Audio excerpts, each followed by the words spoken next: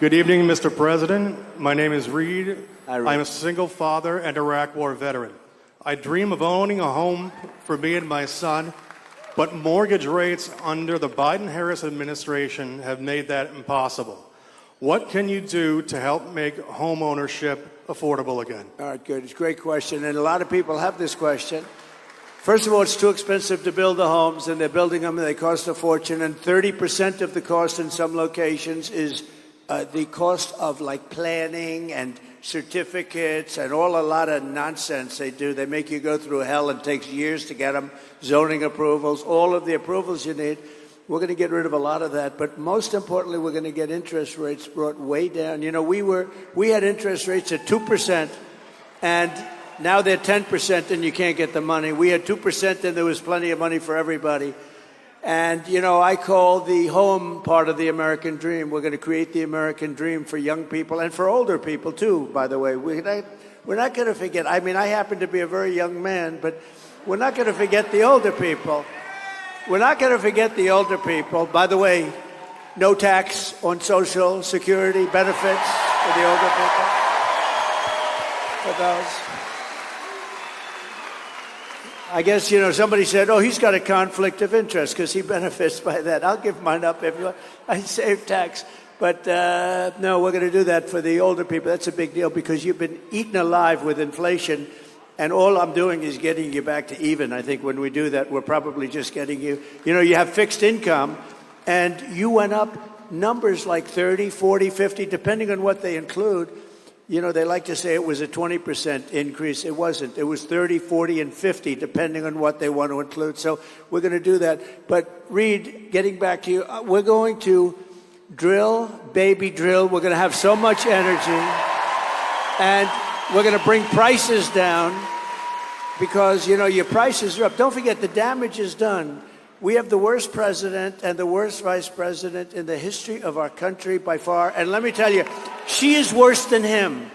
And he's actually, I didn't think I'd ever say this about anybody. She's actually, you take a look at her, she's more dangerous than him, but he's actually smarter than her. I never thought I'd say that. I never thought I'd say that. But look, we're going to get it down. We're going to drill. We're going to get the energy down. When the energy comes down, prices are going to come down. All of that prices, because, you know, when they say, oh, although they had very bad inflation numbers last month, you saw that.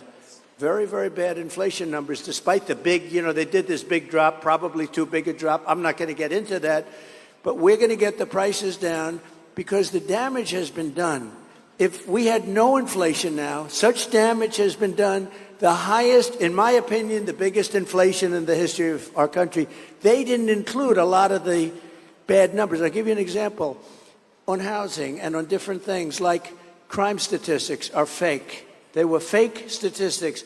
They didn't include some cities that were really bad. So the crime looked like it was just bad as opposed to being horrific. Jobs, 818,000 fake jobs they added. And they padded the job numbers a couple of months ago so that they'd look better on jobs.